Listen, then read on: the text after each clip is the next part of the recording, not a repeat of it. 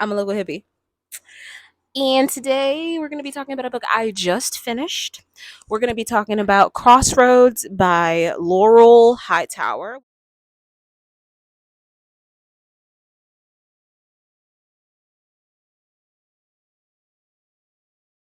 I read on Kindle.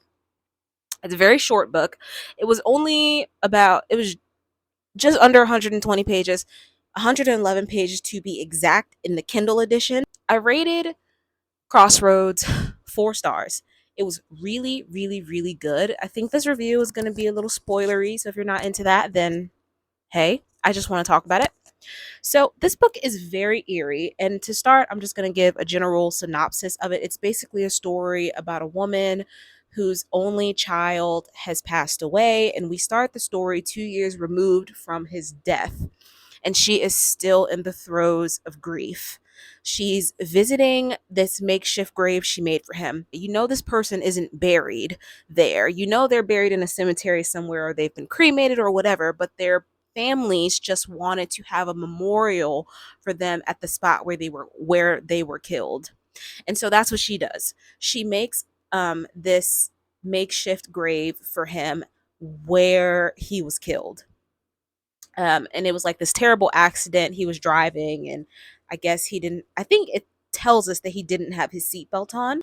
But um, so anyway, she's dealing with this grief, and we come into the story finding out that she's like hearing his voice there talk, like she's having little conversations with him at this grave site, and she can hear his voice over her shoulder, but she can't see him. And that's pretty big. As we go through the story, she never sees him over her shoulder, she just hears his voice.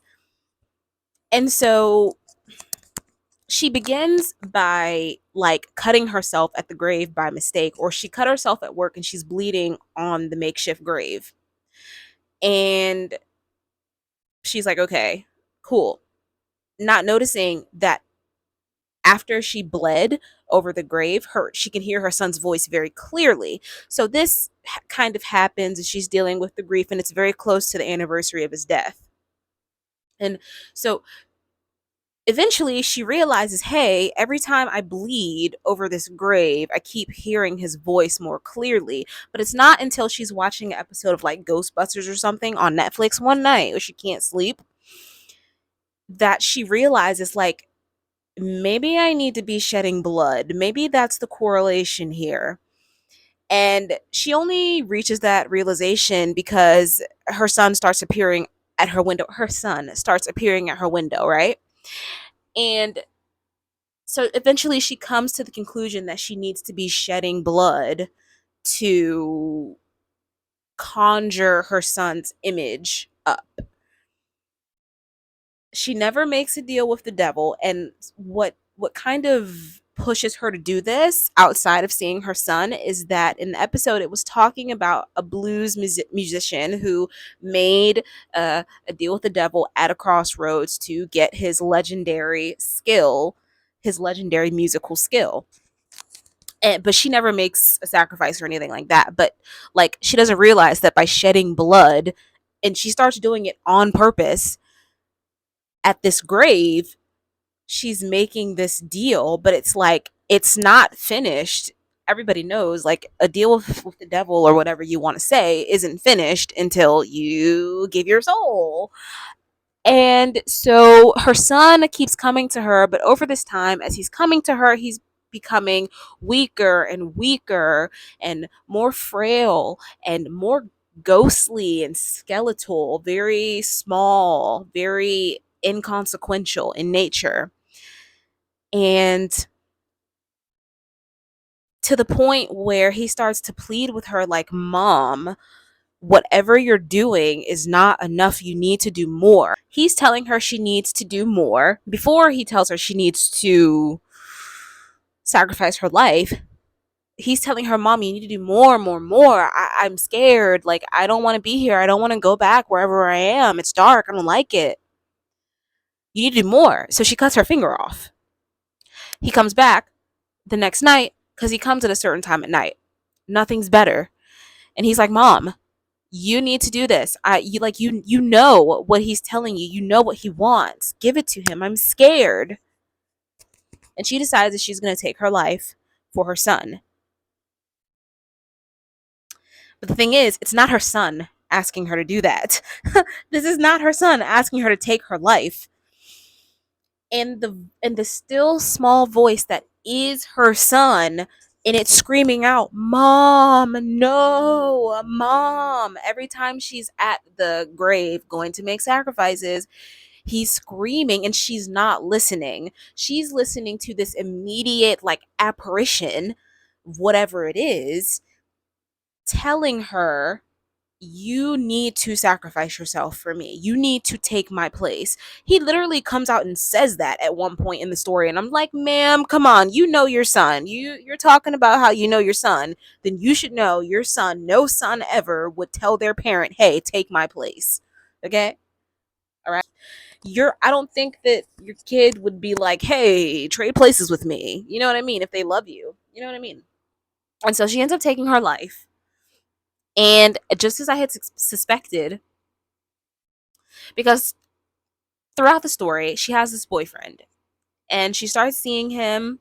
It's made manifest unto us throughout the story that sometimes she'll see things because her boyfriend is her neighbor. So sometimes she'll be out there with her son and she would see something moving in her boyfriend slash neighbor's house window. And she would be like, "Oh, I saw something move, but I'm not really going to worry about it." So he had been seeing her out there at whatever time of night, let's say 3 a.m., with her son talking, and he tells us from his perspective that it didn't look like her son. It looked like a very dark entity. And so that's telling you right there what's going on. It's like the like Laurel Hightower makes it very clear that whatever, without plainly saying it though, but she makes it very clear through some very showy and not telly writing.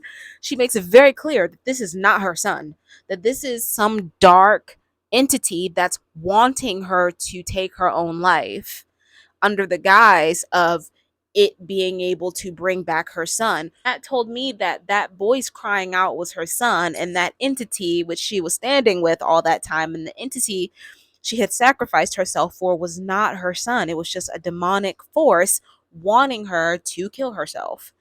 And, I thought that was really good. And the only reason why I'm explaining it like that is because apparently a lot of people couldn't figure that out. Because when I looked this book up so that I could have a picture to put on the screen here, a lot of people were asking, like, what did the ending mean? And I'm like, it's so clear what the ending meant. The ending meant, it was meant to tell you that that wasn't her son that she sacrificed herself for. Her son was the voice screaming, "Mom, mom, no." And that she had conjured something dark, and that thing only wanted to harm her. And that so that is my review for Crossroads by Laurel Hightower. I thought it was really good and I thought it was really well done. And she did a lot of showing and virtually no telling, and it was excellent. I actually will say that it was excellent. Upon further reflection, this book was excellent. It was written very well. And so that's all I got for you, and I hope that you have a good day. I hope you have a good evening, and I will see ya when I see ya. Bye.